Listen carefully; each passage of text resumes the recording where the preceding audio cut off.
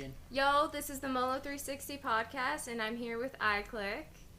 And first and foremost, I want to ask you guys who you are and what do you do. You already said it, but it's fine.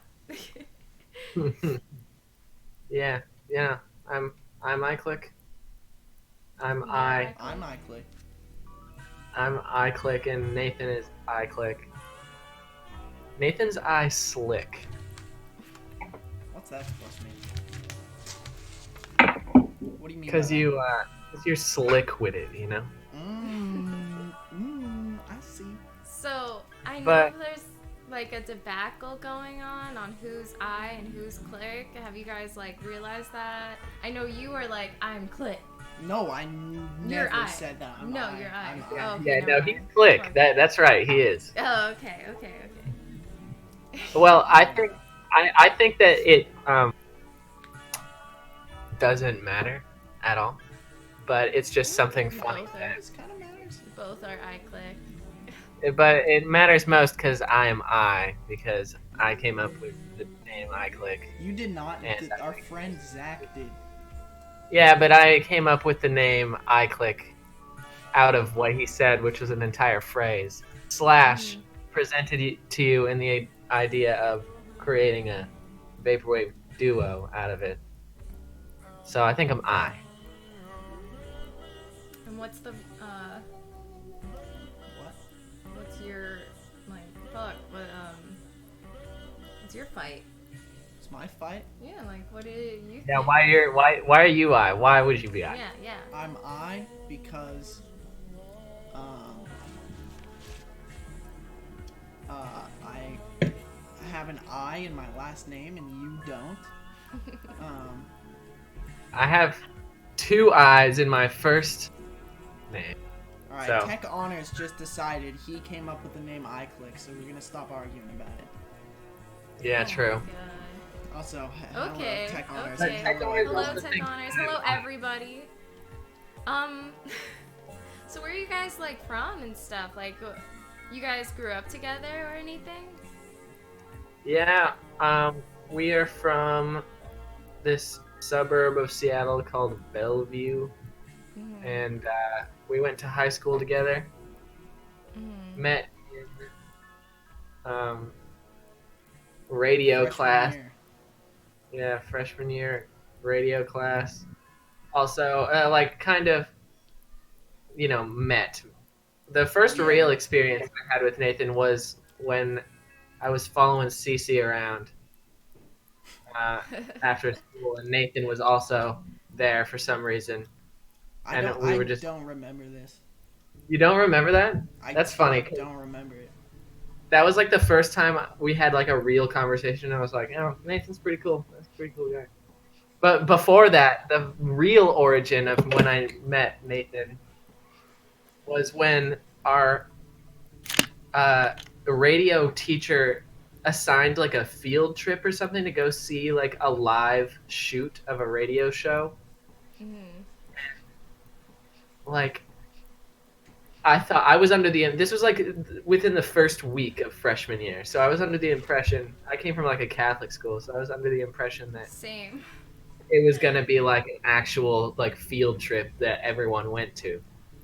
So I went Same. and showed up, and like no one was there at all, except for me and like other random people who were like 50.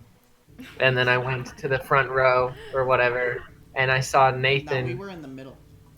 Or whatever. We saw each other like outside, and I was like, I recognize this kid. He wears those green sweatpants every day. Yeah, I was like, I recognize that kid, and we sat next to each other during the radio taping, and I thought Nathan was really weird because he kept going like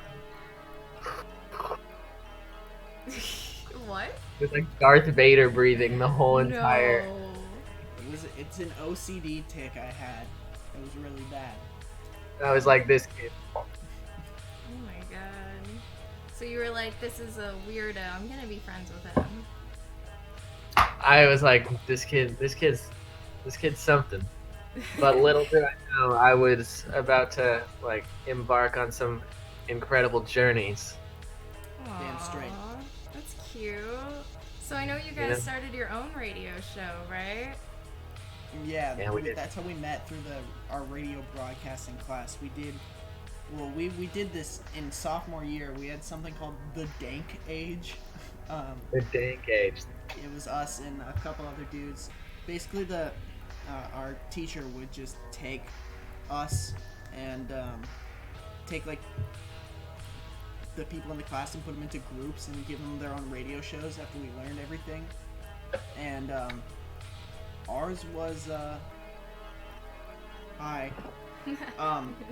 ours was us and a couple other friends, and we called it the Dank Age. I forget why.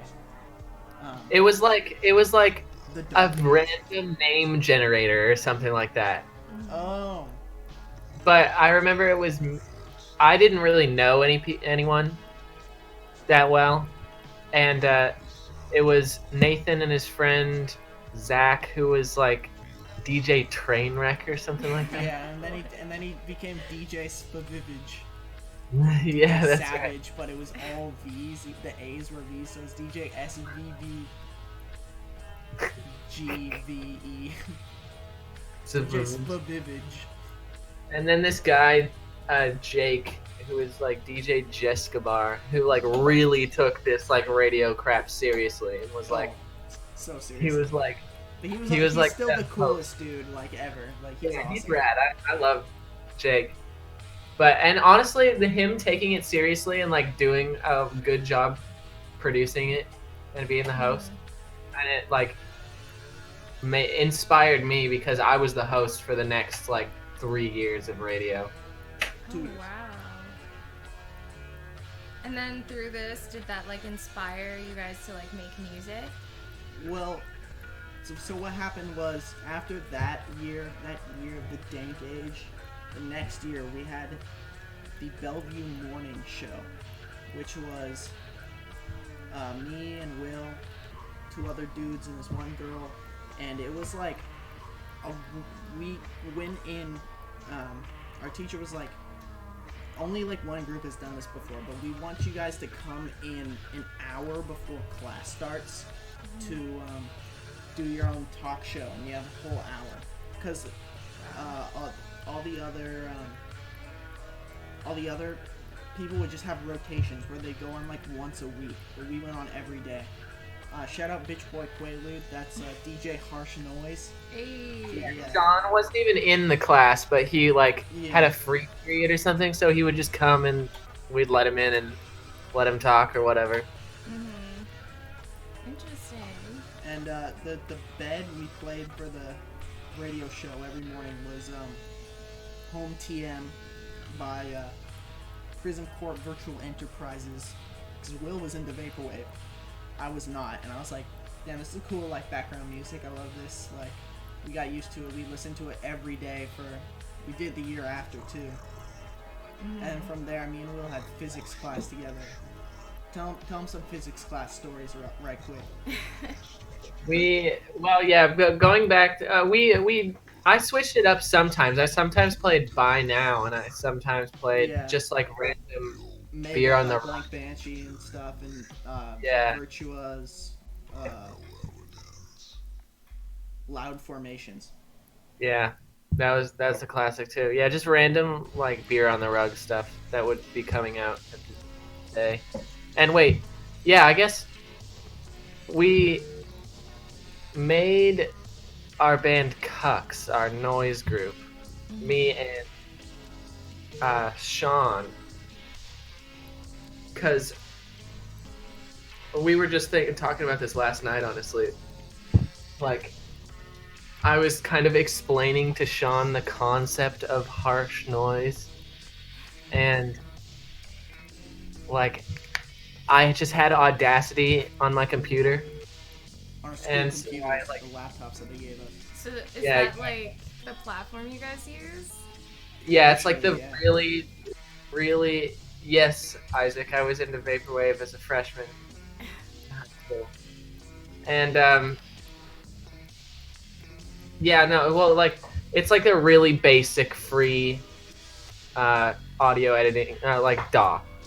And honestly, yeah, I guess you could contribute radio to that because we had to work in Audacity Yeah. for like for our radio shows, and so I knew how to use it hella well.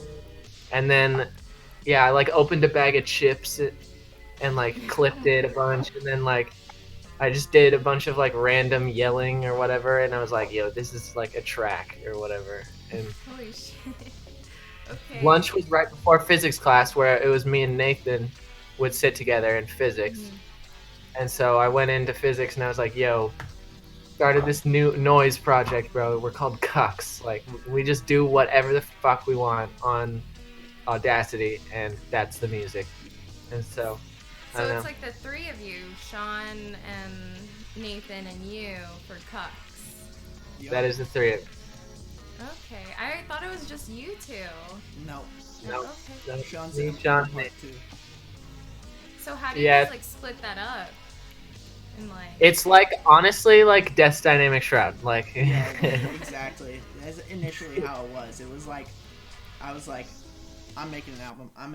We're making a compilation album, and then like me and you are gonna make this album, and then they made this album, and like it kind of just happened, you know. I was like, I'm gonna make a fucking vaporwave Cucks album or something, and I did that, and it was pretty much just Death's Dynamic Shroud, like every other release was different.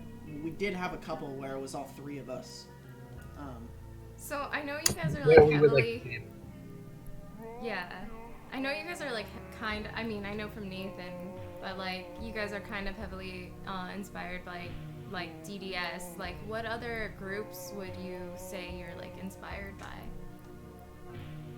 I'm inspired by a lot of like, a lot of shit. Honestly, like it's kind of a lot to name. Like I just listen to hella fucking music. I really like prog rock, like 70s prog, and I really like jazz, like bebop and hard bop jazz from the 50s, and then like weirder stuff like Eric Dolphy and shit. And I like I've been getting really into, I'm sure you can tell by listening to EyeClick, I've been getting really into Middle Eastern music. I listen to a lot of that. Yeah, with the new laundry service. Yeah, that I used a lot of That's those sick.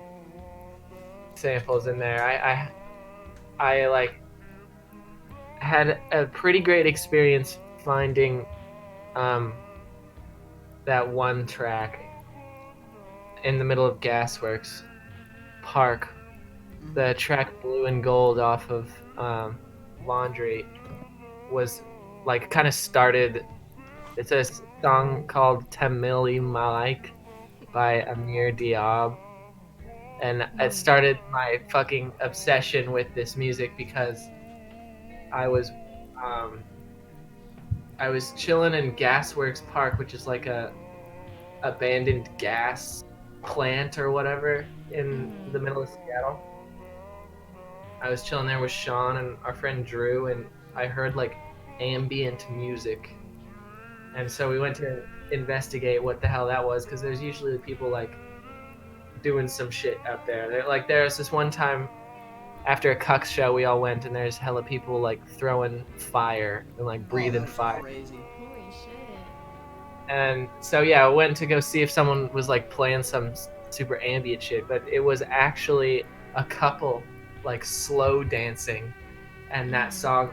So I whipped out the Shazam and got that shit, and then it kind of like made me realize that like all these other countries have their own like take on 2000s pop and like late 90s pop, that like Western pop, I'd say, and I just find it so much more interesting because of like their like prerequisite understanding of like modes and shit. Like It's like how K-pop artists, like the hottest thing in K-pop right now is like 2013 like electronic trap, like DJ Snake, Major Lazer, like super like you hear that in like every like Blackpink song or whatever nowadays. It's like they were like, oh, this is cool. That was cool over there back then, so why can't it be cool right here, right now? So you guys like are heavily inspired by other countries, and like that you like delved into other spectrums of music, and Yeah, like you I just thought that shit was aesthetic as fuck. Like as aesthetic as any of the like K-pop or any of the like Japanese shit. And like I feel like vaporwave is kind of like people be falling in, like it's not necessarily bad, but people be falling into the, you know, I'm a sample like Japanese shit. Like look up Japanese shit only, when there's like tons of other countries with just as aesthetic music, just in its own way. And so I really like that like Middle Eastern style, like the harmonic minor. And yeah, it just hit me. I went on a deep dive rabbit hole, found a Samira Saeed, and like, yeah, exactly what Tech just said about how they still include their own country's folk music history. Like that artist Samira Saeed, you look at her discography, it stretches. She's like 64 or something now, and you look back to like she was releasing stuff in like the late 70s and early 80s, and it's like two songs, both 45 minutes long, like super classical Egyptian. And like then as she's going forward, like in the 80s, it becomes a little more like 80s poppy, but it still has this like classical Middle Eastern bass that I just love so much. Like, and a lot of these artists too, if you dive deep into their old discography, they have like crazy long songs with all these like, you know, sections, like 45-minute long songs. And you show like for lack of a better term, like a normie artist from the United States, like a 45-minute long song, they like don't even understand why anyone would, how like like you so normies suck, they're like oh, so it's like Dope Smoker by Sleep. That's what it's like. Yeah. Like, whoa, hour-long song? That's fucking insane, bro. What? Like, who would sit down and listen to that? Yeah, like not me. Yeah, I just have. If you ever need Middle Eastern music, Rex, I got a fat stack of shit from every. There's so many different genres, and all the different countries in the Middle East have their own like specific sound. And there's like Samira Saeed's from Morocco. Yeah, she's originally from Morocco, but she lived in Cairo, Egypt, and did all her music stuff there for the most part. But like, I really like Lebanese music as well, because it seems that Lebanese has like a significant jazz influence to it, especially like bebop jazz in the 60s.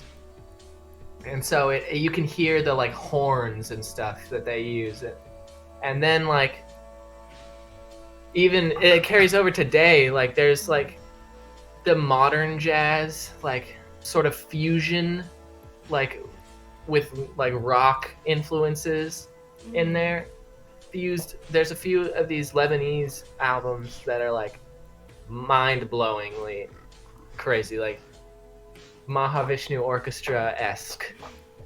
And then there's like just like one guy with an oud, like crooning about like, yeah, Palestinian music. That's the shit right there. Hell yeah. Also, like, even if you think about literally, like, is it the biggest country in the world now? India? Like, Indian music, like, also owns and also, like, takes, does take a lot of inspiration from, westernized music. Showed Will this song, Why This Colaveri D? And, like, that's just, like, one of the, like, catchiest pop bangers of all time. Will was singing that in the back of a cop car one time. But like, it's crazy to think that like all this stuff has gone undiscovered to vaporwave musicians. Like, I feel like they don't branch out enough. I'm not sure if it's because they're trying to replicate the aesthetic that's already been established, or if it's, I don't know. I feel like there's so much more music out there. We've sampled Russian songs. We've sampled, music from everywhere. So, like, what does vaporwave mean to you guys? Like, when it comes to, like... Vaporwave means a lot to me in the sense that it means a lot of different things. I'd say it's like Sean put it best one time, saying that it's like at least the type of vaporwave EyeClick makes. It's like taking all of these different forms of media that no one would really have, that one, don't really have anything to do with each other, and two, like no one would really ever experience in their life, and mesh it together to make a song or like a concept or something like that. And like, yeah, like to what Nathan was just saying, like I don't understand why more people aren't like looking to other countries and looking around, like digging deep, because I don't know, I've always been like trying to like inspired by a idea or theme, but not really wanting to just recreate like whatever is already been made, like so much so that I want to make something completely different but still with that same ethos. And I kind of think vaporwave is kind of like just the DJ of music, like it's like you're DJing kind of, but it's a song, like what other music is really like that, where No, it's yeah. not replicated ever. Yeah. Except for when you're actually DJing and you're playing, when you're at the Irish pub and you're playing some country music and you hit the low pass filter on them. That's a reference that you guys wouldn't understand. Except for Molo. Because last night we heard some. It's weird to think about. Like we heard this guy like DJing at this Irish pub, and he was playing like The worst. the funniest and worst It was like music. it went from country to pop to rap. Well, not even like in that order. It was like really weird order that didn't make sense whatsoever. Yeah, but the thing is, I was like, damn, I kind of just wish he would like slow this down a little bit or just fuck around with it. Yeah. And my favorite part, easily my favorite part was, or no, there were two of my favorite parts. He did this one little thing that was just like, he was playing some country song and he was just like scratching during it. He was like, and I was like, it had me in tears. Like, it was the funniest shit. Yeah. And then sorry, this is a tangent, but the other thing he did was like play this Dr. Dre song, and he like turns the volume down. He's like, shout out to my man Dr. Dre. He turns it back up, and like people like it's funny because like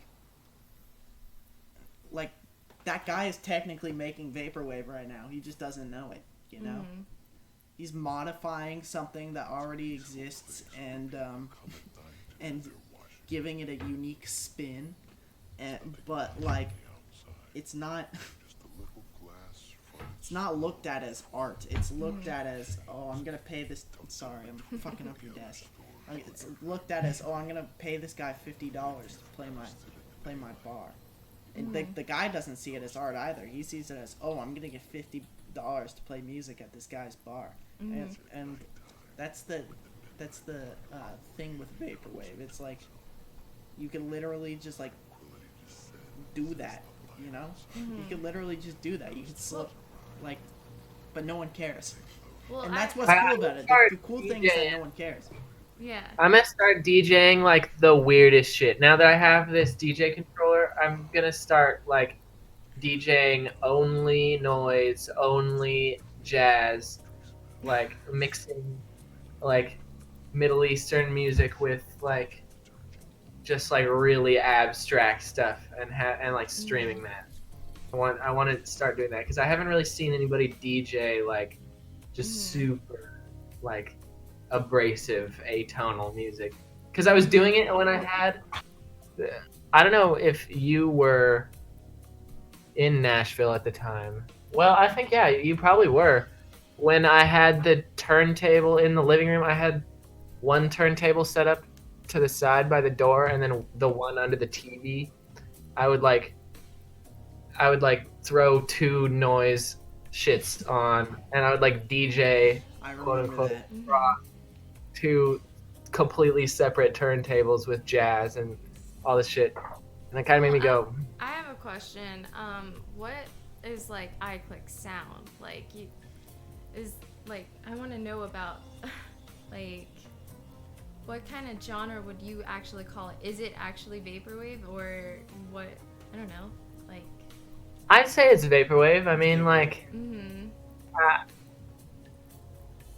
EyeClick sound. Like, I always wanted it to be like strange sounding, and I always wanted it to be completely sample based for the most part. do you include like you know how you have your band Cucks? Do you include noises like noise music into EyeClick as well? Yeah, like crazy little bits and stuff like that. Like in the song "Tricky Thinking" from Ecstasy Market, there's just little bits that are just like, and like I think our first concept for it was like, gotta get my dome.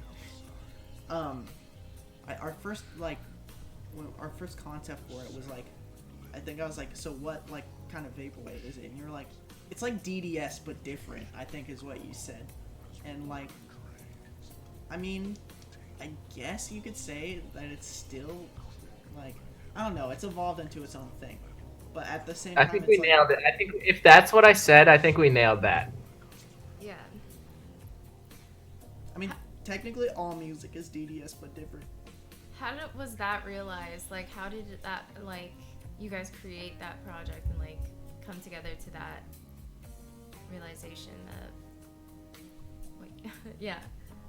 Well, so, yeah, like, we were on the radio, and we were talking about some article or something, about the phone or something, and our friend Zach said, like, well, I'll just click with my eye. Yeah, we're talking about clickbait, like being clickbaited. Like, he's like, when I see something like that says like, oh, this guy like did something bad or this guy died or something, he's like, I just click on it with my eye. Like, I click with my eye. Yeah, and that for some reason that like when he said that, that hit me, and I immediately envisioned like that being the name of an album, and we'd be called EyeClick, and it would be sort of social media and sort of like YouTuber clickbaity aesthetic. Like it would be sort of vaporwave, but instead of like super retro aesthetic, it'd be like way more modern. And I had that idea. And Yeah, I mean, we sat on that for a fat minute. Like, Yeah, like I always 3 kind of years. wanted to get it going. Nathan was just making some like random songs here and there about. Yeah, but And basically, I thought the album was just gonna be called EyeClick. I didn't know we were gonna be an artist named EyeClick, so I just had a folder on my computer that was just called EyeClick, and I was like, I'm just gonna make some crazy like DDS inspired like whatever the fuck music.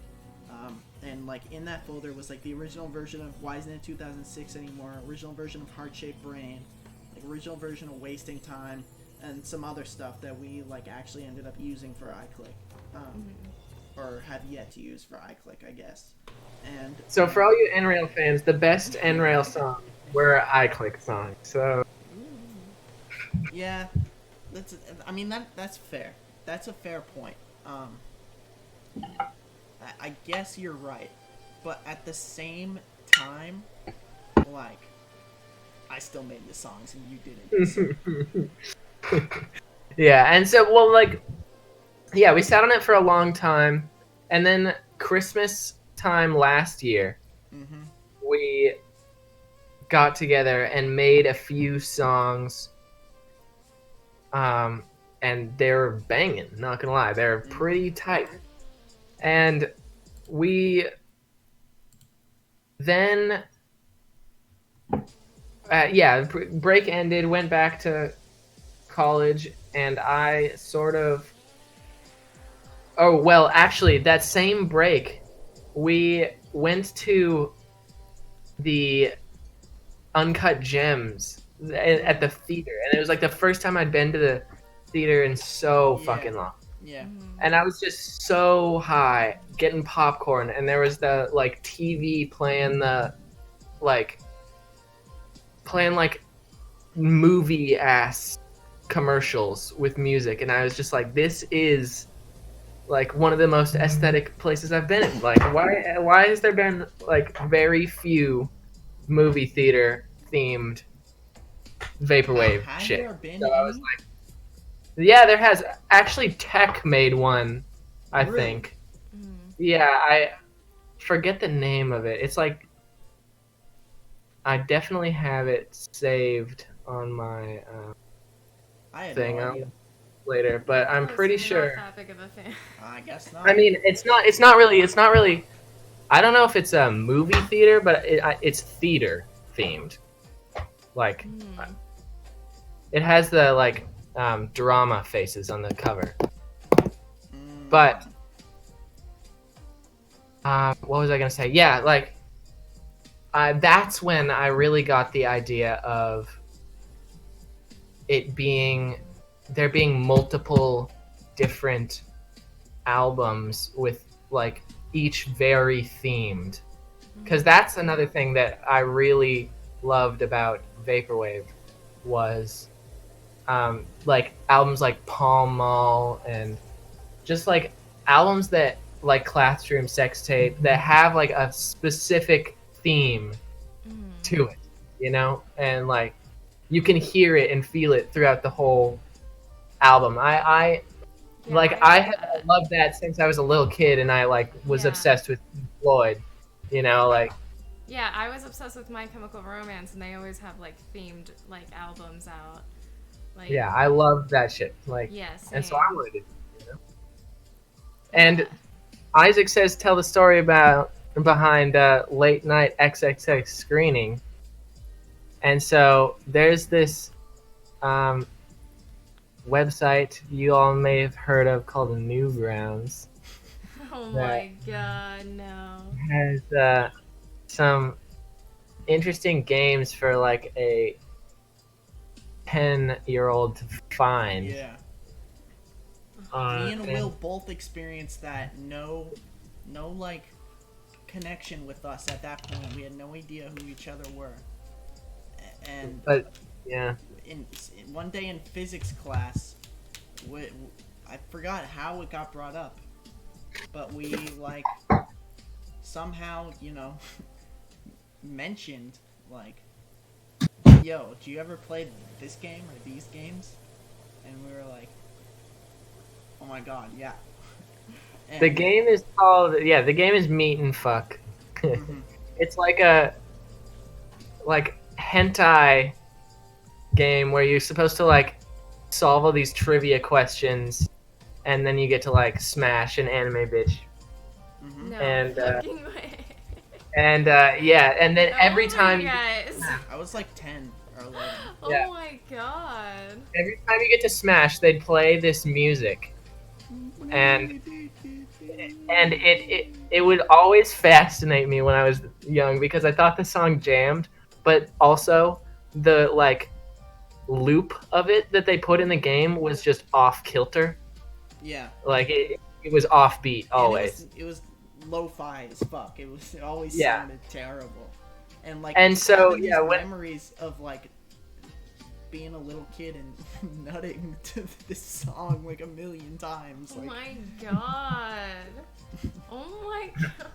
What the fuck? it's true though. Like What's funny is this area y'all are right here, Mhm. 100% where I watched Meat and Fuck. I played Meat and Fuck for the first time. Oh, thank you. Yeah. We get to see. This desk right here, and like, Wow. yeah, I was too young to jerk off to it. I never jerked off to it, like, but I Naked, do though. remember. well, I do going remember back to it. being way super curious about what the fuck Aw. that was, doing Yeah. that shit, and then having to like Google the answers to the trivia questions. I did that shit too. But yeah, the song was like slapping, and so like I find the original song by this Russian group that I cannot pronounce their name It's hi-fi. nor the name. It's hi-fi. The group's name is hi-fi. But it's with a bunch of other words in there too. Yeah, but like people who don't know Cat System Corp stands for, just call them Corp, you know. Yeah, okay. But yeah, I found that song, and I always had wanted to do a vaporwave song from that. And for this first EyeClick album, I was like, all right, I'm just gonna say fuck it and do it, like, because that song is a banger, and like I knew that I had to make it like just that part, like, because that's just that part in the game, just that intro part, sort of. But the rest of the song, though, like, is like amazing. Like the vocals, like that part is so awesome. Like, I like peeking it in there a little bit, like yeah. in our version. Yeah, the first EyeClick album, Cinema, after I got back from winter break, I sort of just grinded the fuck out of that. Like, I had a bunch of samples saved that I wanted to sample, and yeah, just there's this radio station in Nashville, 88.5, that plays like modern smooth jazz, and it's like, it's literally anytime you turn on that fucking radio station, vaporwave sample immediately. Like, You gotta have Vapor- Shazam out. vaporwave sample. And so yeah, like 90% of the EyeClick songs, I'd say, have been taken from that radio station. 90%. Oh my god. I'd say a fat amount. Let's see. It's a lot. I It's- actually it's a- wanted to ask you about, since you do live in Nashville and that's like kind of a music capital, how has that like inspired you at all during your time living there? Well, I mean, pre-pandemic, it's just like the most active music community I've ever had the pleasure of being a part of. Like, any Of course. given day of the week, Mhm. multiple shows going on with bands that like you would see. Like, Is it you know? is it mostly like country, or there's like everything No, there? everything Everything. under the Okay. sun. Like, country is like more like downtown and like the super touristy areas, Mhm. just because that's what like the tourists come, they want to hear country or whatever. Yeah, of in all the course. bars. But even in those so there's this street in Nashville, Broadway, and it's just got tons and tons, bar after bar after bar. Yeah, That Kid have Rock's like, Honky Tonk. yeah, like all country artists own these bars, Exactly. and like Darius Rucker's like Old Truck Bar, like Yeah. fucking Old Oh, Red shit. by one of, I forget who owns that one, Mm. but like yeah, they all have like a street level area with a window that opens and band is playing there, every single one. So like you walk down the street and there's like 30 bands playing at any given time. 30 different Oh twangs. my god. Yeah, like it's just like all going on, and it's That's all covered. awesome.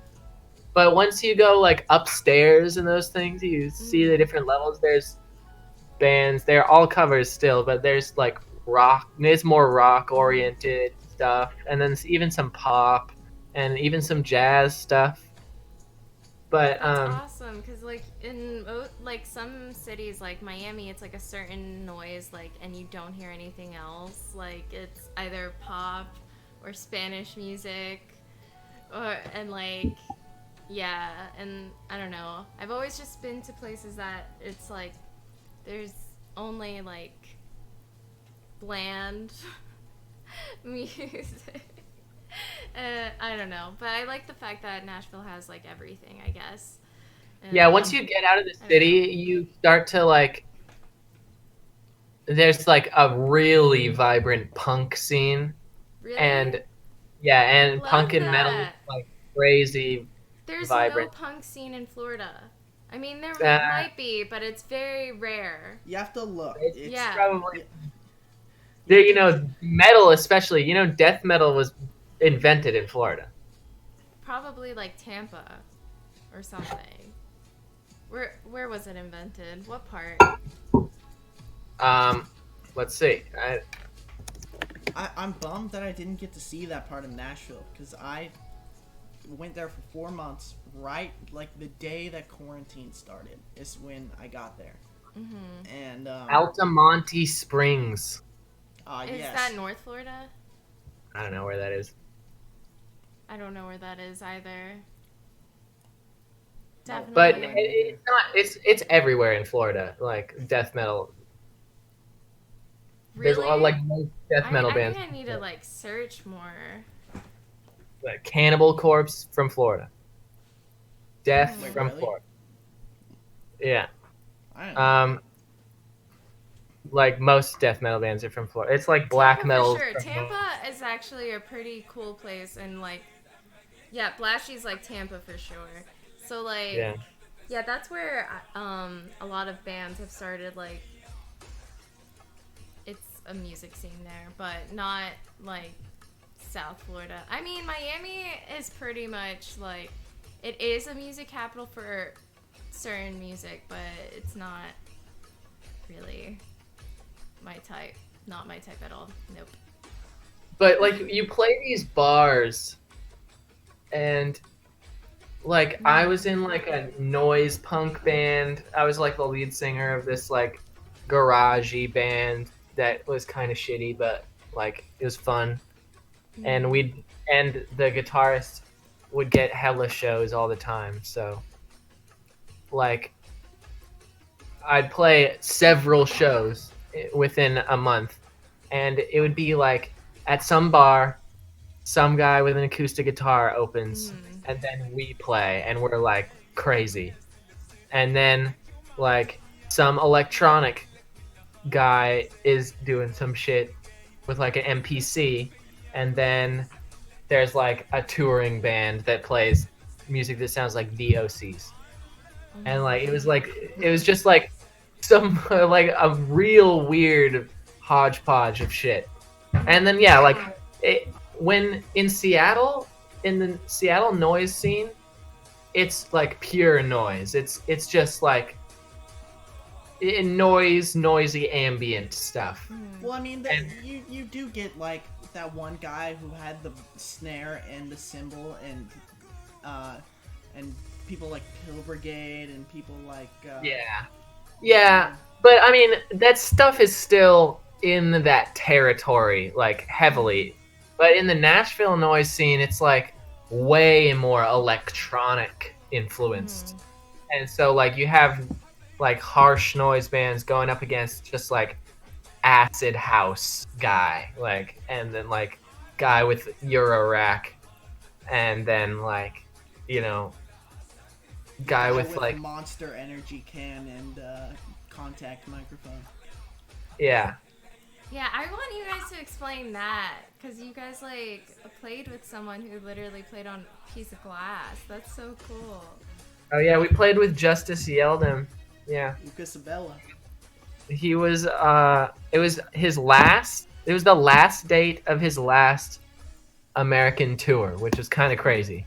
Yeah. We played at this place called Makeshift in Bellingham. And like, yeah, I mean, that was just a wicked show. Ryan England from Vice 98 was there. Ocean Shores. And yeah, Lucas Abela put on he's New Zealand. He's from New Zealand. He put on a wicked show. He like broke the glass over his head and all that.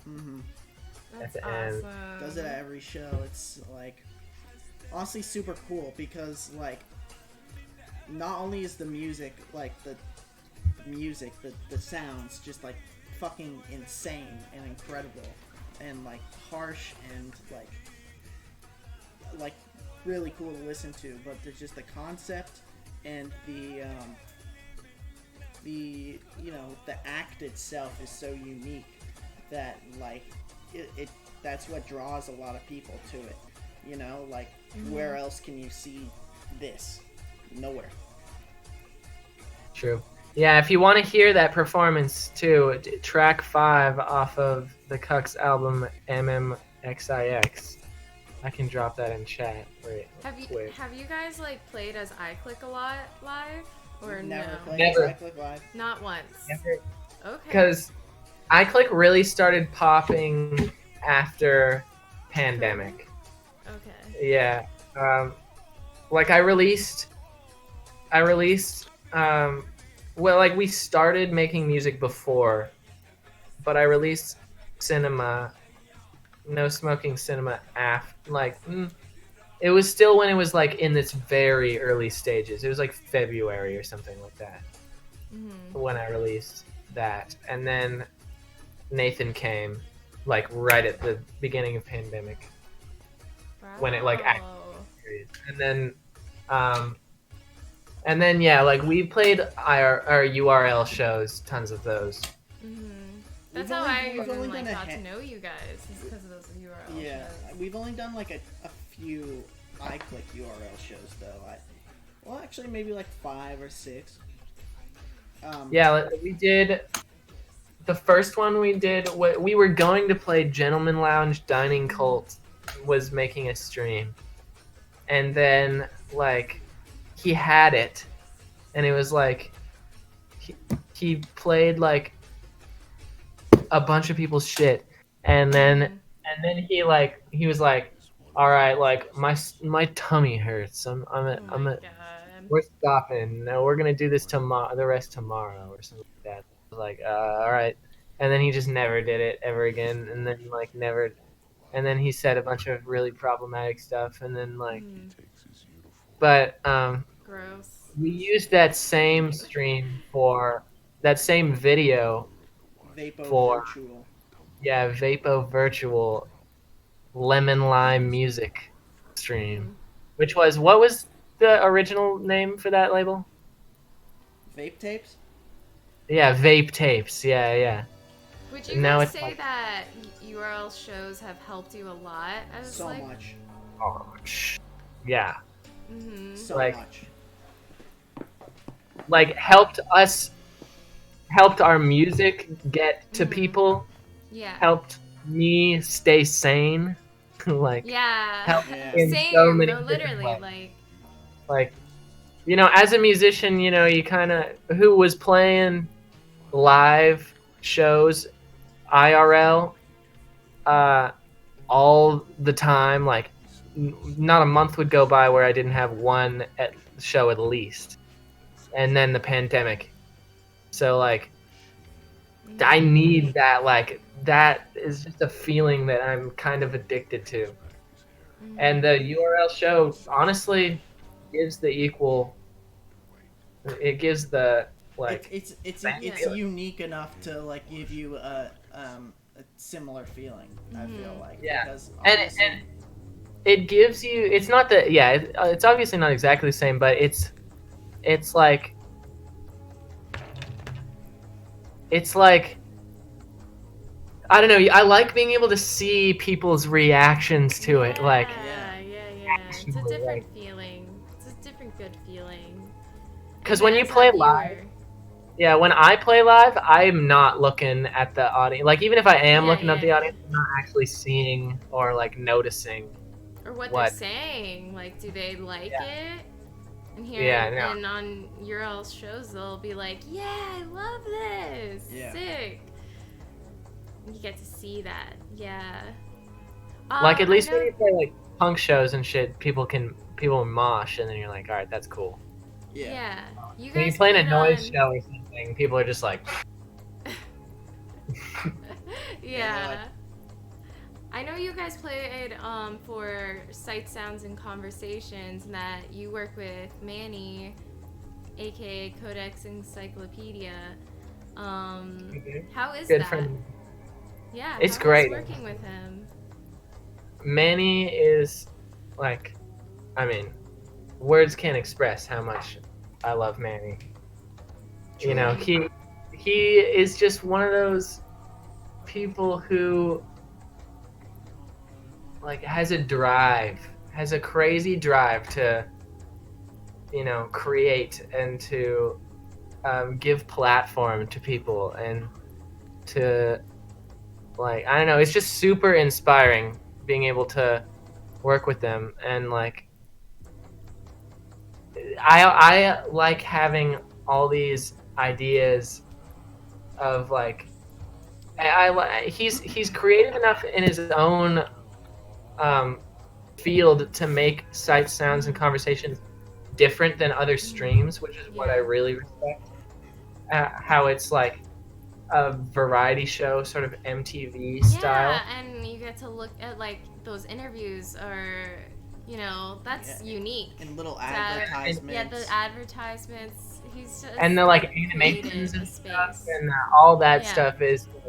I love it, and that I always be having these ideas for like little weird segments and like skits and stuff. And once I have the power to do them, like Sean history, like we got, I'm getting Sean. Sean is always known just an unbelievable amount about history, and like random history at that. And so to the point way where he puts it is like so condensed and fucking hilarious, and like, so, like it. He's like, yo, so General Patton was like, yo, what the fuck, bro? And then like just the way he describes it is just like peak. It's comedy. the best ever. We would like make him. Like, we'd just get stoned as hell and be like, "Yo, Sean, tell us about like Spanish Inquisition or something like that." Like, and he'd be like, okay, so these guys were like," and then he tells you exactly what the fuck happened, and it's like funny. And so I was like, it's "Yo," not like reading a stupid fucking textbook that like goes into like serious detail and says all the stupid shit that you don't want to read. It's like yeah, exactly. Accessible. And so I had an idea to get him to do that often. I'm gonna make a few more of those because Sean's moving in with me when I move back. And and also I have, this is a sneak preview for what may come. Is hell yeah, sneak preview. I want to do a cooking show with my significant other, Cece. Where she is cooking very aggressively. Oh my god, cooking with force. Yeah, I've seen them do that before, and Mhm. it's funny, but it still gets the job done.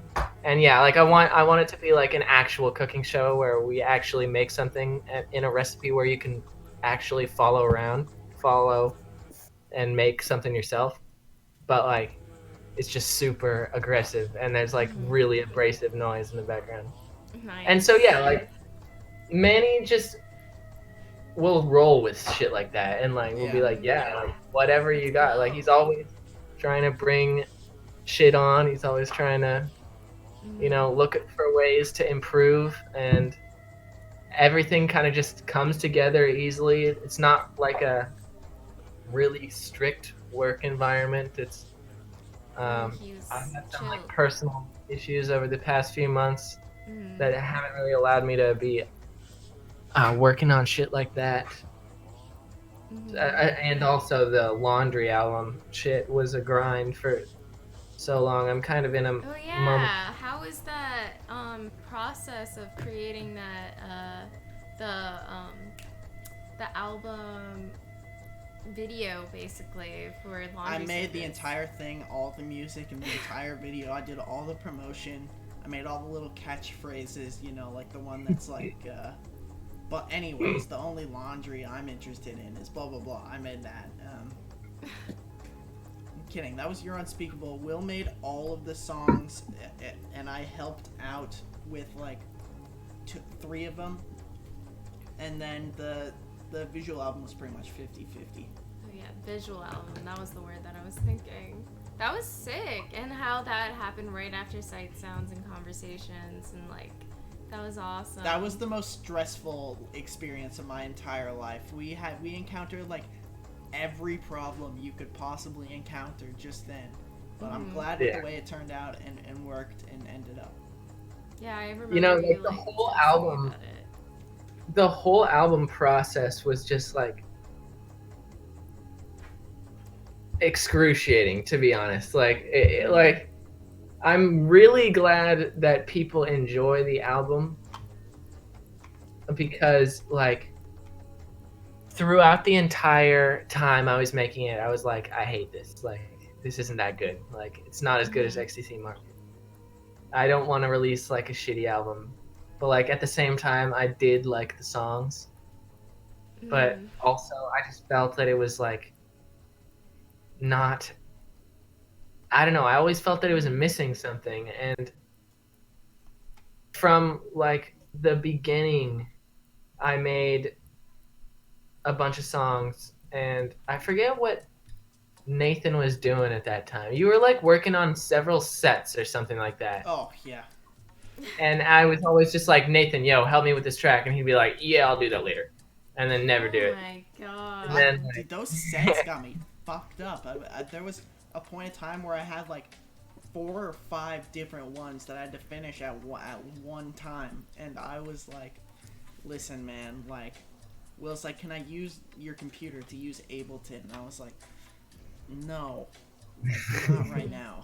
Like, yeah, I mean, like, I don't really, like, Nathan's got his own shit going, and that's perfectly fine. I would be the same way if the roles were reversed.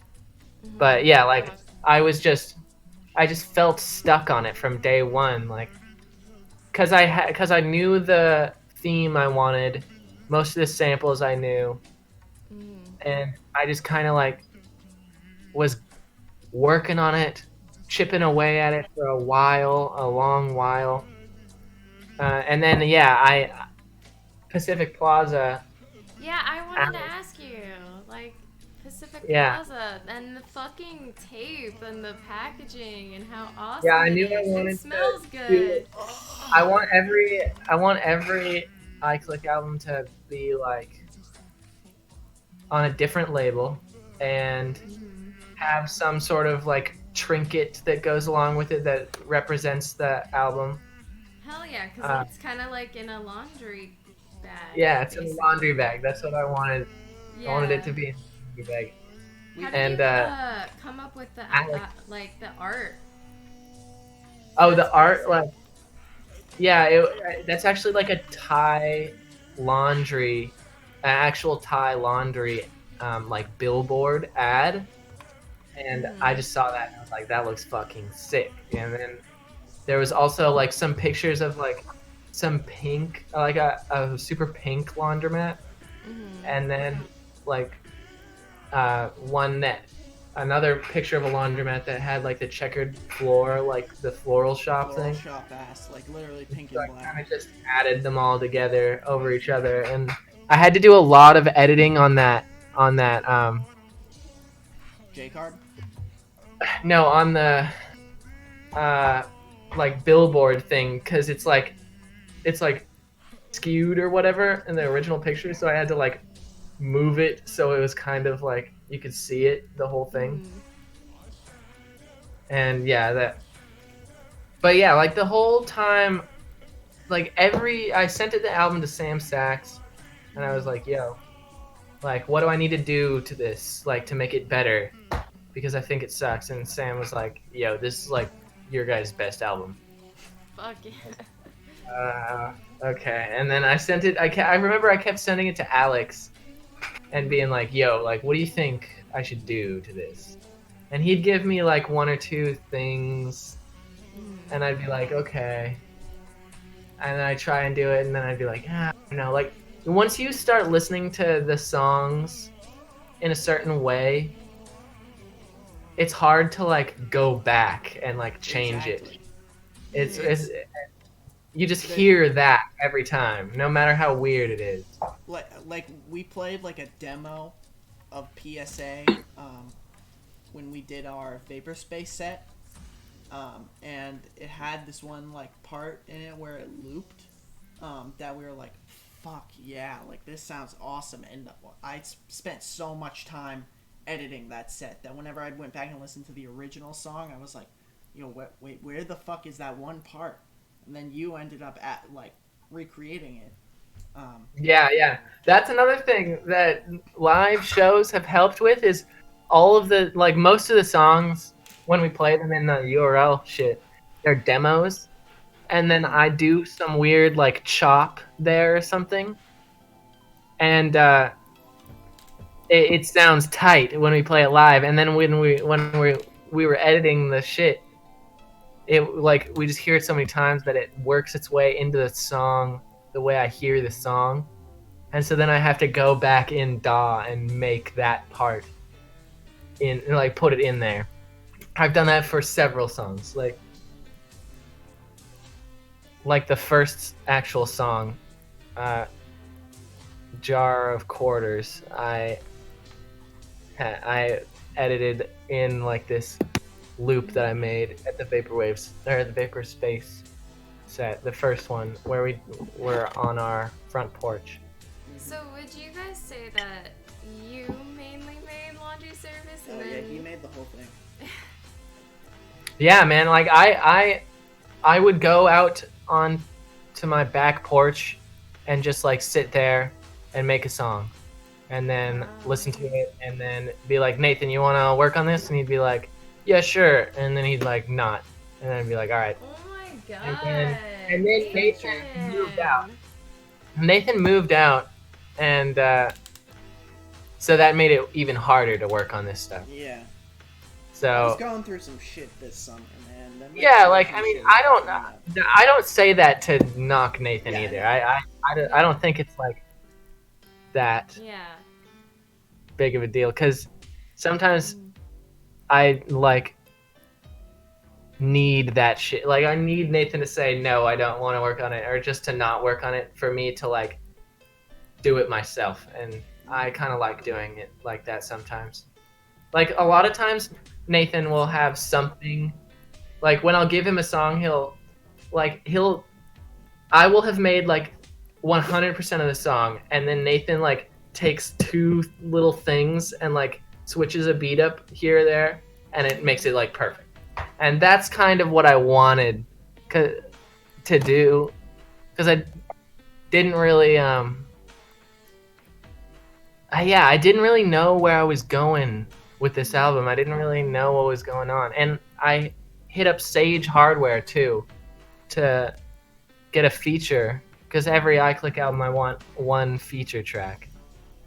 Would you And say it's like hard for it to like um, work together when you guys live in two different states, or is it like? Yeah, because we don't.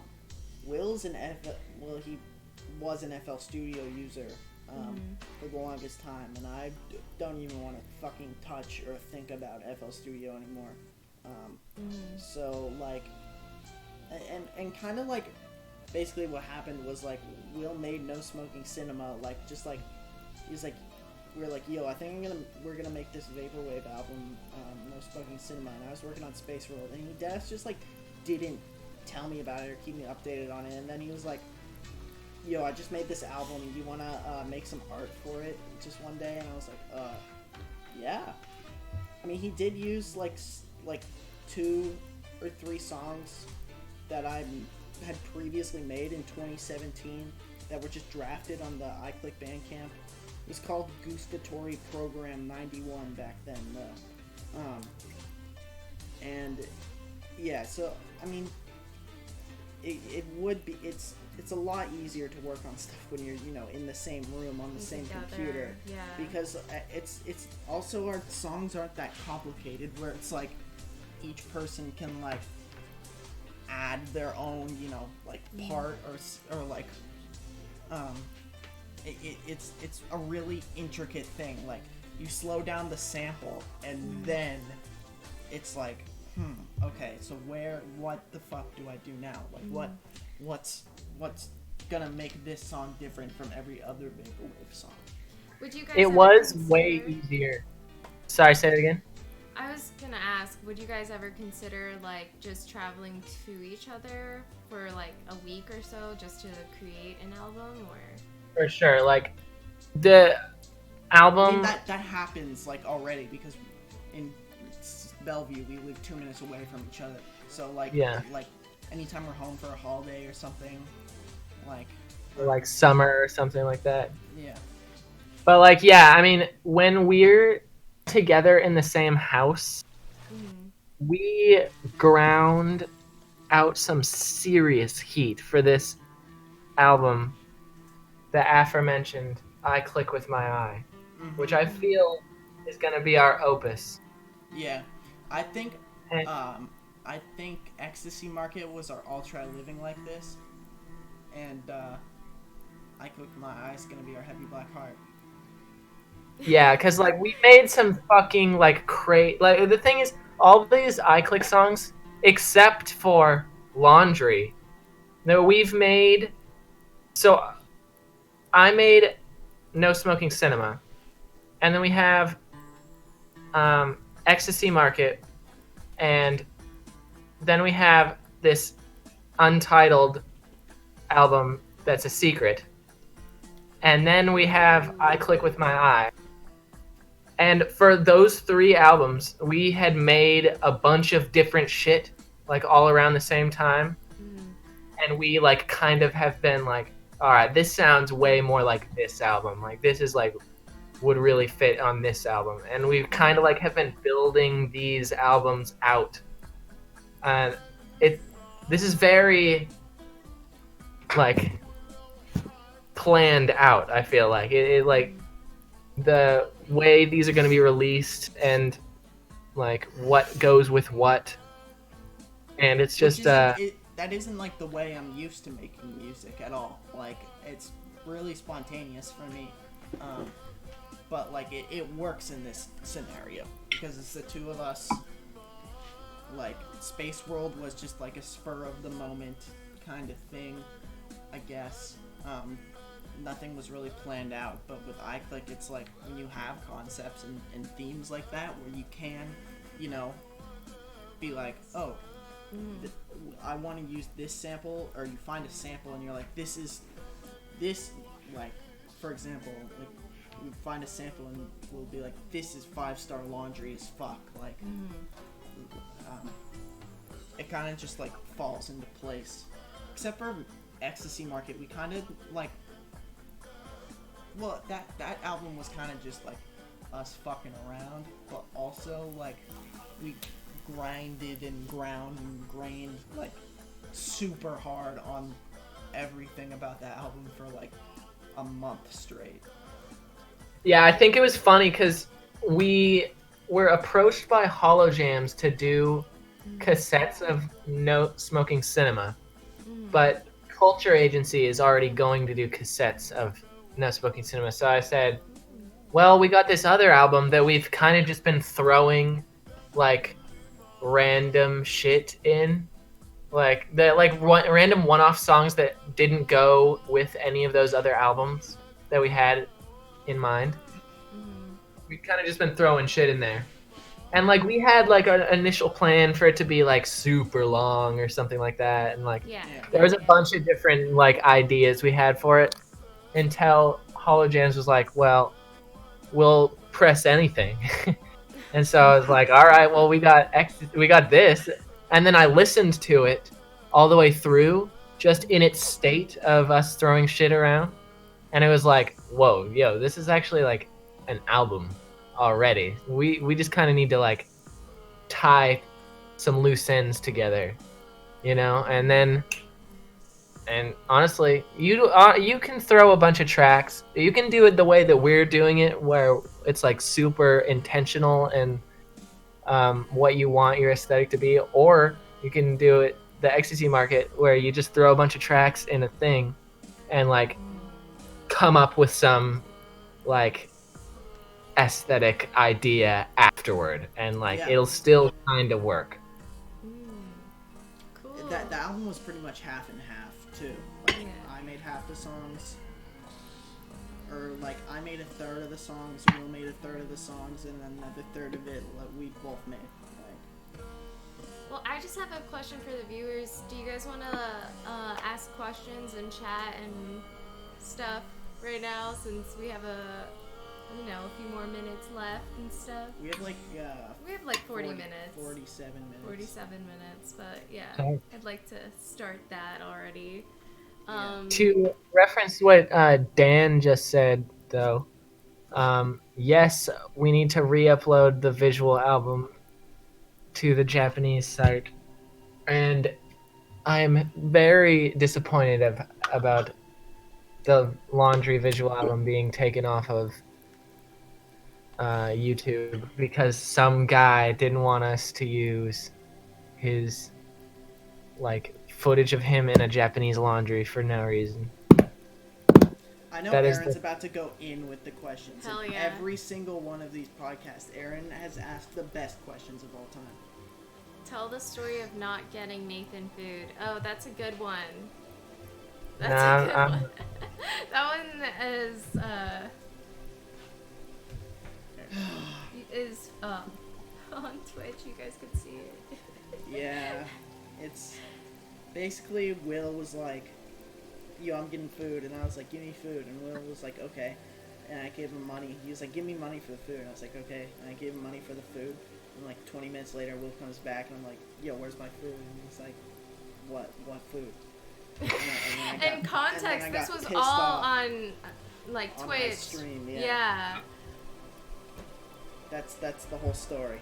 Yeah, it was a short one. Yeah. Torch wanted to ask, Will, do you have any Arabic or Egyptian origins?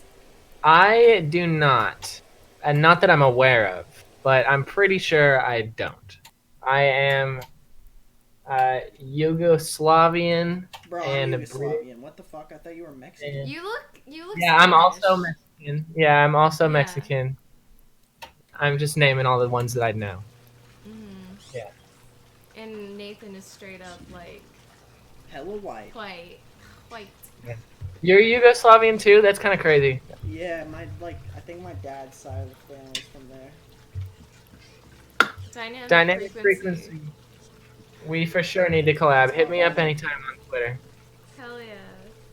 Is there anyone you guys like want to collab with? Anyone that wants to collab, I'm down to collab. You guys are... I like. But like, who would you want to like dream collab? I mean, like... I would have a dream collab with Eyeliner. That'd be funny. That would be EyeClick liner. I honestly, last night I was pretty drunk, and I sent a picture of me like cheersing to Luke, and he responded with him cheersing back at MF root beer. That was funny. Nice. Nice. Torch2424 asks, question. I want to ask both of you. I kind of feel like Pacific Northwest feels very vaporwave, and it seems to foster vaporwave extremely well. Do y'all agree, and why? I do. And drugs. People in the Pacific Northwest are, they're progressive, and they're,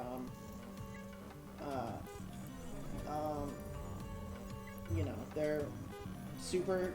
There's a lot of hippies, and it's crazy because you have like the biggest city of all time, like, well, not the biggest city of all time, but like super like capitalist, like Jeff Bezos and Bill Gates live there, and every like Fortune 500 company is located in there. And then you just move 10 minutes out of the way, and you just instantly like beautiful like mountains and trees and all that kind of stuff, and it's something that you really can't get anywhere else. Like people. Yeah, I was gonna say that corporate shit. Like everywhere you go, it's super techy and super corporate, and like marble floors and stuff like that. Like cosmopolitan dreams. Exactly. And like I said, you can't really get it anywhere else. Like when people think of vaporwave aesthetic, they're like, oh, like Miami, Florida, and Miami has like sick anything from aesthetic. the '90s or something like that. But Taco Bell. Exactly. Yeah. Consumerism. But Pacific Northwest is kind of like its own breed of thing that you really can't find anywhere else.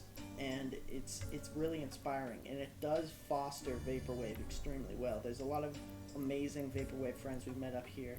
Our friend Chris Sadowski, rest in peace. Eventual Infinity, friend Ryan England, Ocean Shores, Vilter. Vilter. Sleep Pattern. I like that. Sleep Tons pattern, of just yeah. awesome, super cool, down to earth people. Yeah.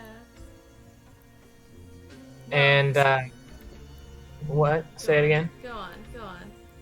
Oh, I was just gonna answer this next question from. Yeah, I was Group. gonna go on with that too. Go ahead. Can you please hype the next unreleased R&B album? I literally listen to it like almost every day, and I know most of the lyrics as Torch. Yeah. Okay. So our next album is going We to tried to be. keep that a secret like 10 minutes ago, and I was like, I'm pretty sure people already know about that. I don't know if people do. I don't know, but like I don't know. I kind of try and keep it on the down low, but yeah, no, it's gonna be like pretty much exclusively 90s, 2000s R&B, like sex songs. So it's like our sex themed album because Ooh, sex album. yeah, Ooh. like just really sexy. And in that 90s R&B like pace and like Tyrese kind of like way, because I just love no, it's not super secret. Yeah, I've already told everyone about it. They've already heard the songs too. Nathan is bad. Yeah, we played the songs. I don't know. I just like being mysterious sometimes. But yeah, I mean, I sent it to Groovy because I love. Groovy really liked our one song that was on that we played which is honestly probably my favorite EyeClick song, one of them at least. What? You're a Mess. Yeah. And like, damn, I'm excited for that one to be released. I hope y'all can hear it. And Isaac, your visuals, I am kind of burned out on visuals right now after working like for 3 straight days, literally with like What are the maybe visuals for? 3-hour break. For the next Rosewood stream. Hell yeah, Rosewood stream. No That's more- the no DJ more I have one. listened to your No more mix though, and spoilers. your mix Well, is fire. I already talked about you that did? actually on one of my podcasts. you Yeah, did? yeah. And That's I awesome. also need to learn how to use the green screen. So I can teach you how to do that. It's easy. Click Good couple shit. buttons. Hell yeah. Alright, Torch asks, what I love about EyeClick is how insane y'all chops get. I love that you will break the rules when it comes to arrangement, time signatures, etc. How the hell do y'all do it? What's going through your head when y'all do that? So like, I come from the like Echo Jams and Macintosh Plus sect of vaporwave, where like that, like I feel like you can tell what album got someone into vaporwave by the vaporwave they make, and like that's like Echo Jams. My favorite part of that shit is the disjointed samples and the like not looping correctly. I've always like enjoyed that outside of music when there's some like shitty video game that doesn't loop it right, or even go down to going through Instagram and like there's a video that is playing on a loop or whatever, and just the audio of it sounds musical to me. Like I'm a huge fan of strange rhythms, and I think it's really easy to pull out a kooky rhythm from like a strange section of a song that you wouldn't be able to create like by writing it or by playing it on the drums with a band.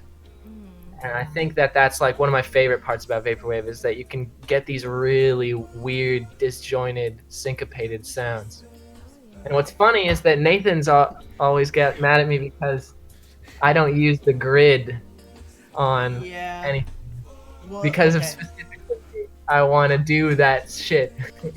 Well, you should stay the same, and Nathan should stay the same, because your sound, when you create together, because they're different, creates this unique sound. Yeah. Yeah. Well, what I was gonna say is, I'm also a fan of that stuff. I think it's cool and awesome, in moderation. You know, in moderation, everything needs balance. Yeah. But at the same time, like, it's just like, as some guy who's made completely like full on the floor like dubstep music his entire life, it's just so difficult and like for me to, you know, work in a project file where not everything's on the grid, and if I want to make a perfect loop, like if we do need to make a perfect loop or change or you know, sync something up, then like it requires all this really manual, painstakingly like minuscule tiny editing and stuff, and that Will's never been like, yeah, let's put this on a grid, and like, well, I mean, with FL Studio is just stupid. Well, sorry for all you FL Studio users. I don't think FL Studio is stupid. I'm just saying, when it comes to working with, you know, samples and audio, it's way more complicated, and I feel like not as intuitive as Ableton's warping modes are. And like, I've said this a million times, but like one of my favorite things ever is just like complete manipulation of sound, and like being able to, you know, take a sound or a part of a song and do something with it and so the audience is like, whoa, this guy knows exactly what he's doing. And like, I'm not saying that like having something disjointed or sounding like drunken or something is a bad thing. I'm saying that like, if you can show to your audience that like you have complete control of this section and you can do something crazy with it and throw it all the way over there, but somehow just bring it right back and have everything land perfectly, I think that's like one of the coolest things ever. Honestly, most of those, a lot of strange chops I get are just from in FL Studio. Like you can't do this in Ableton.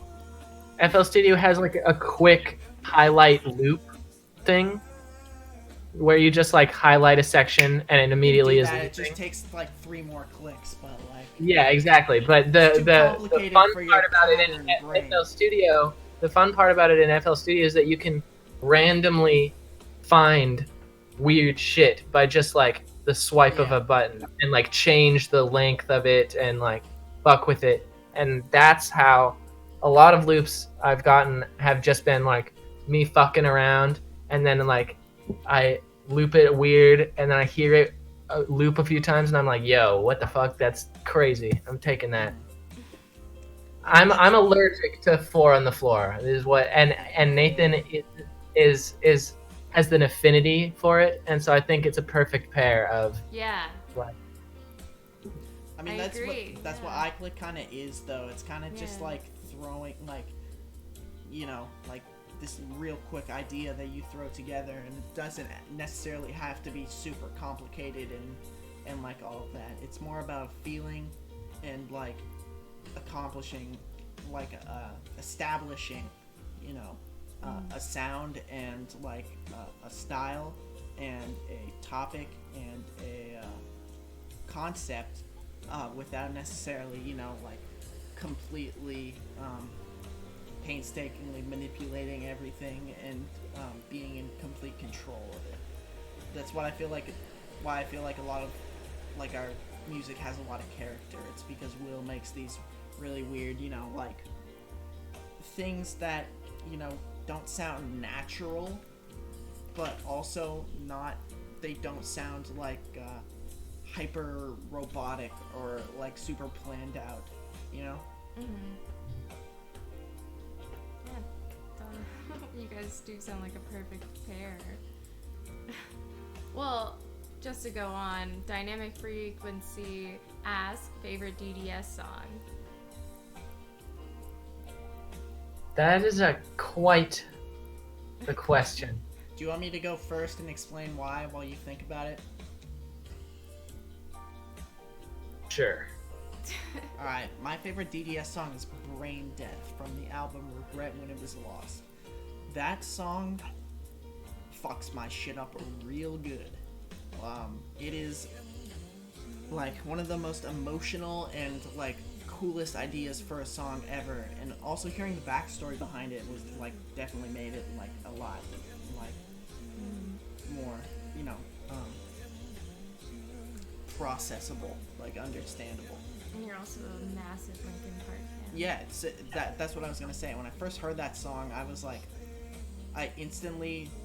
It was not too long after Chester Bennington passed away, and that really fucked me up because Linkin Park's like the reason I got into like making music in the first place, and that song, like when I was like 10 or 11, I was like, damn, this song has emotion and meaning, and this is cool. The sample is Waiting for the End by Linkin Park, the main sample. And I was like, when I first heard the song, I was like, oh, I know this sample. This song, I used to listen to the song all the time. And just what it does, it's like a 6.5-minute song. And it just keeps on building up upon itself with all this reverb and layers. And gets this really super shoegazy feeling. And like towards the end of the song, like you think it's about to end, and then it goes in for one more and like layers up again, and it's incredible. Like if you just listen to like a single part of the end of the song out of context, it just sounds like a ton of crazy like wish-washy noises, and like not really, but like it's like kind of like incomprehensible. Like if you just listen to like say like the last like 30 seconds or so, it's like this huge wall of sound that like slowly gets built up. But if you listen to the whole thing in its entirety with the context, it just like it makes me feel shit I've never felt before. Aww. All right, your turn. I'm gonna say it's a tie between my turned off phone, Mm-hmm. which is the first DDS song that like really got me into DDS. Mhm. Uh, Back when Heavy Black Heart first dropped, like the day it dropped, I was like working, and I was on Vapor Memories stream, and he was just playing a bunch of different albums, and he was like, "Oh, the new DDS came out. Like, we're gonna listen to this." And I was like, "Yo, like, what the fuck is going on here?" And then when that song came on, I was like, "Holy shit! I need to show this to Nathan ASAP." Yeah. Hell And yeah. that's so yeah, like just the memories I have associated with that song, but also like how long has it been is just like I like there was a period of time where I could not listen to that song without crying. Like dead ass any time that Aw. song came on, I would just bawl. Like That song's that's fucking Aw. beautiful. God damn it, that song is just so good. And I was like I remember I was on acid, um, listening to that song, cried hella, like on the come up. And then I threw on or then I listened to it later that night, cried again. And then like listened to it or like we watched the virtual utopia experience VHS, and then it came on, and then everyone was like, "Oh bro, Will's gonna cry," and I immediately started crying again. Like and it's like a happy cry too, just about how like Aw. incredible like that shit makes you feel like so man that I can't even. It sounds like the Trailer Park Boys theme song a little bit, Oh like my god. like Fucking doesn't I it? know. You kind of do. Like you kind It does, of like ruined the song for me. No, No. you didn't how ruin did it. that That's no no the Trailer Park Boys theme song has always like made me feel comfy and like kind of sad like Mhm. yeah, that for some reason, but that song like is just the epitome of that where there's all these songs that I like that are like not like super sad and not super happy. They just like hit you right there in the middle, and like that's the entirety of regret though. Like yeah, I know. I love And music that makes you feel. That's, yeah, that's what music should be. If music Yeah. doesn't make you feel anything, then you're not doing music right. I'm sorry to say it. That is true.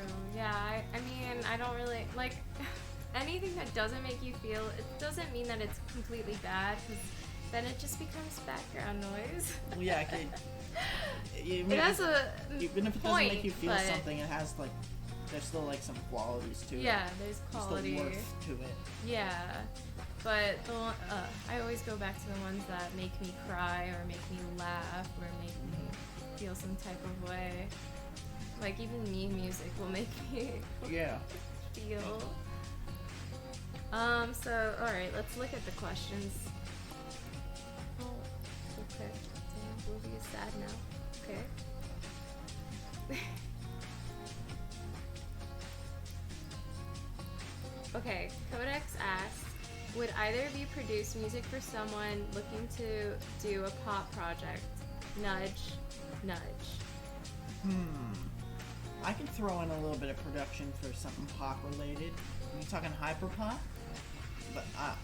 But like I don't know. How do you guys feel about hyperpop? It would be a bit obscure. Hyperpop's hella cool. I was like sleeping on it until like you showed me that one song by Tony Hawk's Son in the car. And I was like, Yeah. shit. What the hell? I remember Ruby was the one Blake who got me. showing me. Blake showed me 100 Gex like before their album had come out, and I was like, "Yo, this is fucking heat!" And I sent it to Cece because I knew she would love it. And then that shit dropped. I was like, yeah, like I fuck with hyperpop. Like, I mean, I had always been a like PC music fan, like for a long time before hyperpop was like a term or whatever. But, like,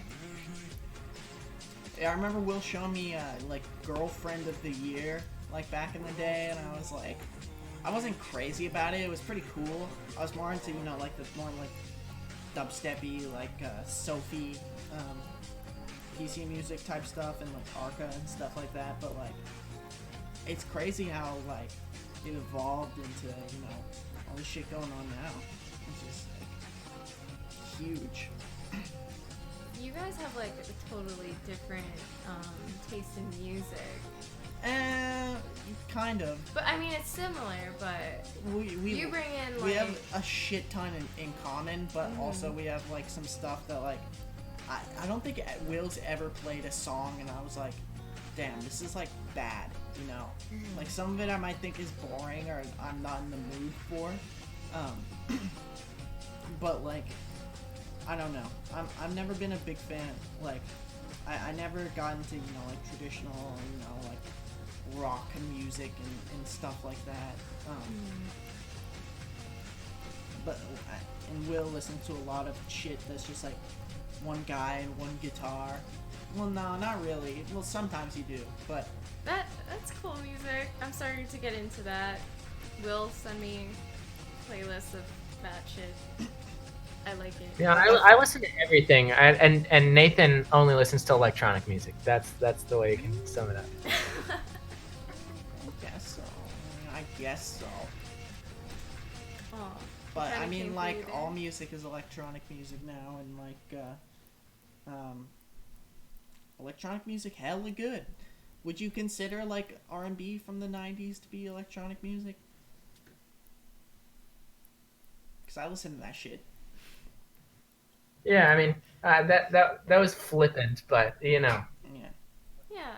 It's fairly accurate though, Yeah. Like it's especially pretty like fucking accurate. Yeah. Like I've always been into electronic music. It's just a different type of electronic music now, Yeah. And so, yeah, I mean, especially like rap and R&B from the 90s. Like we're always going to have a lot of crossover, and I'll always be sure to play some like super like esoteric metal or like some like Gentle Giant or something around Nathan. Just like, yeah, Will's like, yo, listen to this, and it's a song that goes.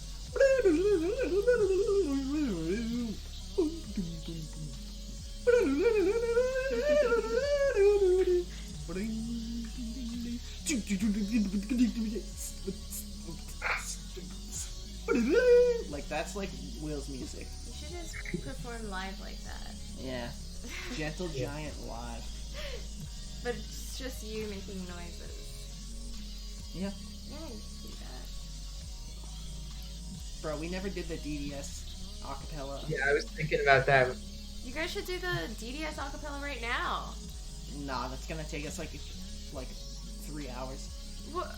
True. Well, just think of a DDS song and just do it like how you just did that. No, we can't do it over Discord. That's tough. We have to be in the same room. Where it's gonna be a whole thing. It's gonna be like perfect. It's gonna be like we've had this planned out since like March. Yeah, we don't want to soil it. It's gonna be crazy, honestly. Are you guys gonna do this for like a stream? No, we're gonna like make a whole video. I'll try living like this, and then another video, Heavy Black Heart, acapella, both, full album. Fuck. Hell yeah! Where is that gonna be like broadcasted to? Like YouTube? YouTube. Yeah. On Twitch and YouTube and stuff like that. Oh, so you would do it live on Twitch? I don't know if we do it live. We might need a couple takes. We could do it live, but like. It wouldn't be as like, I want it to be like fucking perfect, because we've done it sometimes where it's like pretty damn good. Like, yeah. Hell yeah. So that's something to look forward to for EyeClick. Mm-hmm. Yeah.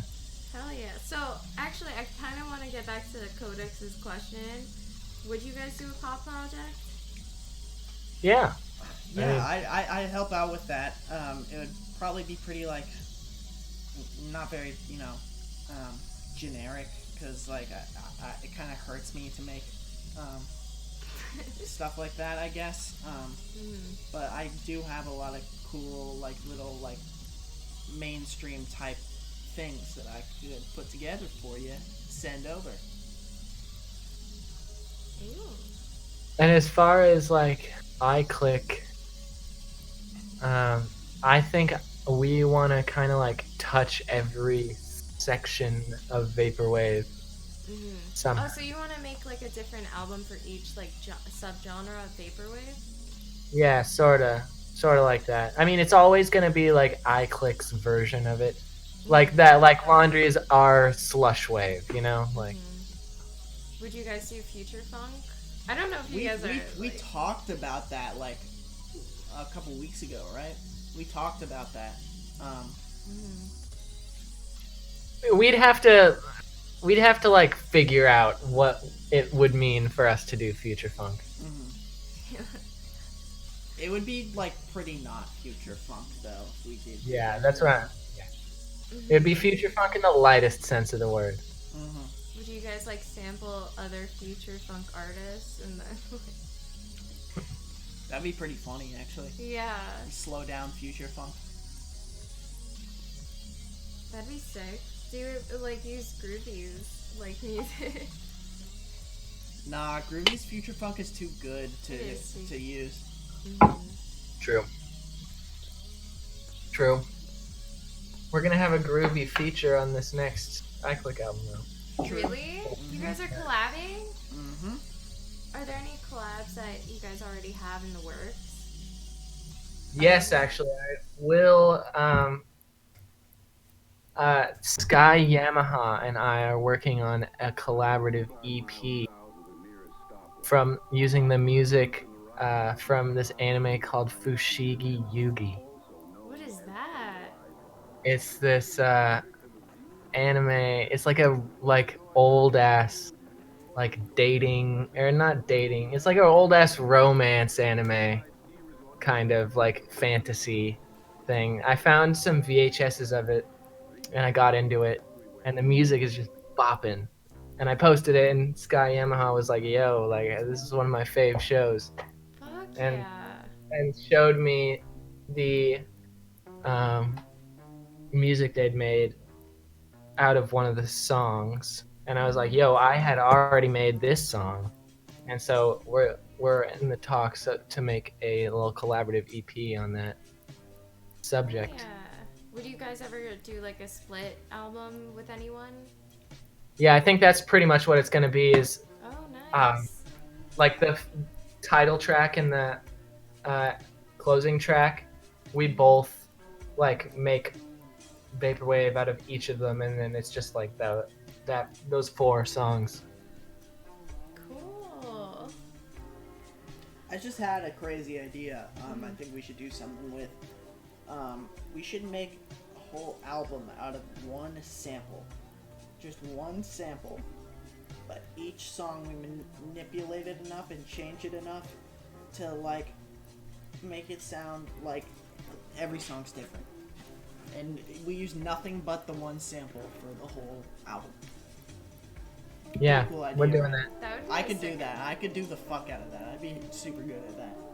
Because I can make like any sound out of any sound. That's my talent. Would you guys ever... And it would like flow together, but pretty well, I think. Would you guys ever do like a song a day? Yeah. I mean, if we were Or, like- in like a place like together where we like were just both like working and didn't have all this extra bullshit we had to do and like stuff like that, then like One day. we do more than a song a day, TBH. Yeah. That'd be But sick. TBH, vaporwave, for me, if I am working on like if I'm grinding on vaporwave like for an extended period of time, I feel like my shit starts to sound the same, and so I have to like take a break for a while and return and then make something fresh. I can make a song like a song with like real instruments a day and like probably have it sound different, Yeah, but like real instruments are stupid. Do you include real instruments into like iClick, or is it all sample? It's all sampled. I mean, I've had some MIDI in some songs, but it's all sample based. Are you gonna future-wise include like real instruments? Yeah, and I actually wanted to, at some point, create an EyeClick orchestra where there's like violin and sax and drums and someone and like two people on samplers and like vocalists and like just like literally play the songs instead of just like press and play on the computer, like mixing them with the DJ thing. Oh yeah. Like actually playing composed EyeClick songs, because I feel like that wouldn't be that hard, honestly. I think that would be pretty fucking hard. You just have, you just have to find some good ass musicians. Yeah, true. So do you guys have any plans for Christmas? Will needs to get his ass back to Bellevue, like ASAP, so we can fucking hang again. So we only got to hang a handful of times. Actually, no, we kind of hung every day, like when I was in Bellevue. But Yeah, until Nathan had to do all his like finals and crap, then he couldn't hang. Yeah, we were hanging like pretty much. Finally finished while he was here. Yeah, I'm done with all school for like a year. That's good shit. That's good ass shit. And you're still in school, right? Yeah, not looking for that to start back up.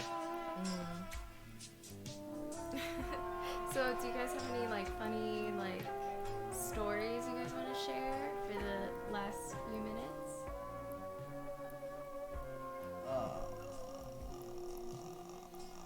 Acid trips. Fart trips. Fart trips? Fart trips. Fart trips? Nathan farts all the time, like He every day. does. He Does he say safety around you? No, actually, that would be really funny if you did. You want me to? Yeah, go ahead. Well, I mean, you already... Nathan will have no problem saying safety around you, because that's like any given time. Like you can't like go 30 minutes without Nathan saying safety when he's chilling with us. You haven't been your authentic self. Well, like, I don't know. That's just not something you do when you're with your significant other. I don't think that's a Well, he more already when farts in front of me. It's Yeah, like... I asked you permission first, though. You know. Yeah, but like... I mean, be your authentic self. You say safety. Go ahead. Okay. Yeah. I'll say safety. Will, tell a funny story, man. You're better at telling stories than I. Tell a funny story. Yeah. Well, okay, so To know some weird speaking of shit. acid trips and Nathan farting, so we played this Cucks show back in the day. We used to set up gorilla noise shows like in this parking garage. I used to like organize them, and I organized this one, and I think Ocean Shores played that. Yep. And also like a bunch of other like random noise people from Seattle, and I was tripping shrooms with Eric, my friend, me and Nathan's friend Eric, and we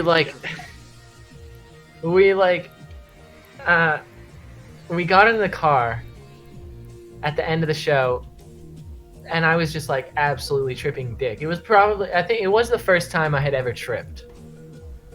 Like, Really? for real. Yeah. I mean, I had like taken acid before that, but it wasn't like, acid and shrooms, not the same. Also, the acid I took initially was like not very good, so it didn't really like give me visuals. It didn't really. Real quick question. Acid or shrooms? Acid, easily. Acid. Acid. Acid easily. Like shrooms, I don't like feeling like I have to poop, and I also don't like pooping while I'm tripping. I kind of love the feeling of having to poop, TBH. I think I might like it more than the actual process of pooping now. What?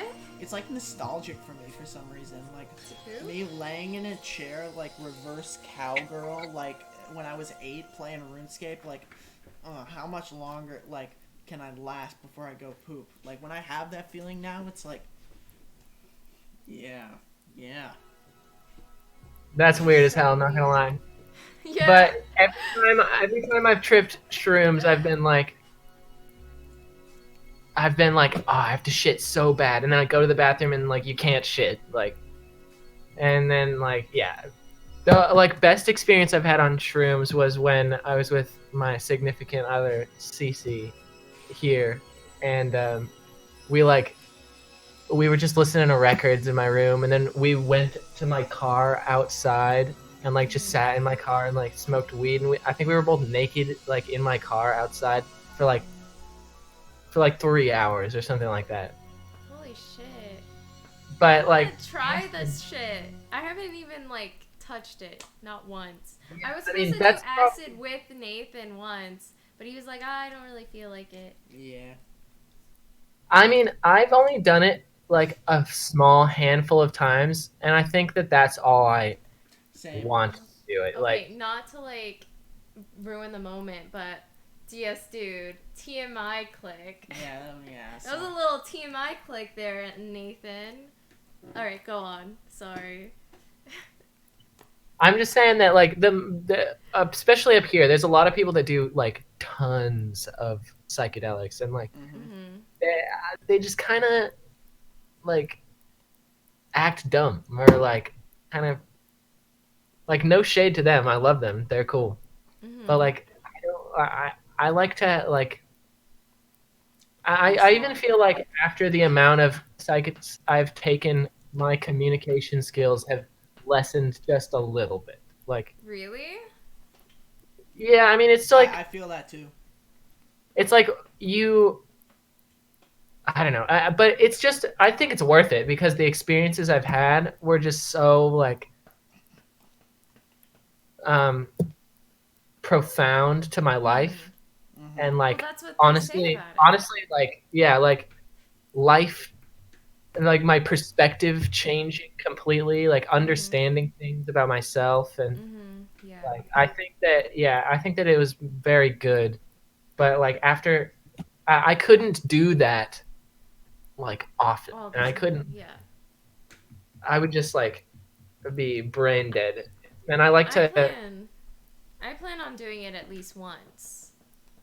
Oh Just yeah, to like. I recommend. Yeah. I recommend doing it at least once. Yeah. Because there are like YouTube videos out there about it and how like, about what you were talking about is like you know you get like an eye opening when you like do it and shit, and like you see the world differently, and that's so fucking cool like, to me. Like I remember being in high school and watching all those YouTube videos and being like, bro, like, I really want to like do this, like yes, like eye opening and all this crap, but like when you do it, it's like it's like eye opening in its own way. It's not like a YouTube video clickbaity like change your life type deal. It's like I feel like it's a very personal and like intimate experience that is like not really describable and not really transferable. Like I bet my experiences were not anywhere near the same to like Nathan's experiences. Yeah. Have you guys heard of ayahuasca or whatever? Yeah. Yeah. I had a when I worked at a salon, I had this one client tell me how she paid for like a $2,000 trip, retreat for ayahuasca, and how she did it, and like it opened up like this trauma in her life that she didn't know about. So she was like, she went through some, you know, childhood trauma, and she asked her mom, like, is this true? Did this actually happen to me? And it ended up, like, it was true. And she was like, holy shit. And, like, through the experience, she was able to, like, forgive people and, like, I don't know, just, like, finally find closure. And that's kind of something that is super interesting that drugs can do that. They also, like, apparently in, like, Oregon, they're doing shroom therapy, which is interesting. Like these Yeah, drugs no, I'm need to all be for it. looked into Psychedelics more. have some serious healing properties, I think. Mhm. Um, and it's just, I don't know, like you, yeah, I feel like the like drugs doing that is more